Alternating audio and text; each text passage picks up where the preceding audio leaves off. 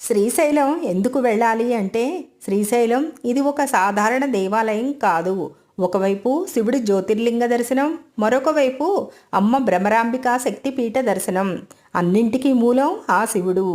ఈ శ్రీశైల క్షేత్రాన్ని ఎందరో దేవతలు, మునులు, ఋషులు కూడా దర్శించారు. శివుడే కాదు, అమ్మ భ్రమరాంబదేవి కూడా ఇక్కడే ఉన్నారు. తండ్రి తల్లి ఇద్దరూ ఒకే ఆలయంలో. ఇలాంటిది ప్రపంచంలో మరెక్కడా లేదు.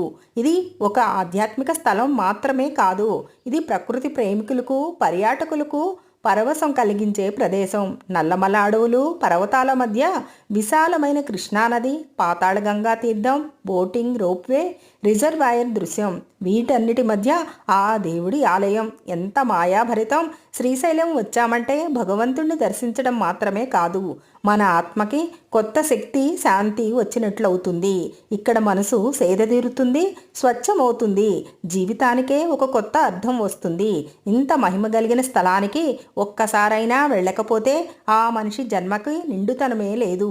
శ్రీశైలాన్ని చూశాక మనం దేవుణ్ణి చూస్తున్నామా, లేక దేవుడు మనలోకి చూస్తున్నాడా అన్న అనుభూతి కలుగుతుంది.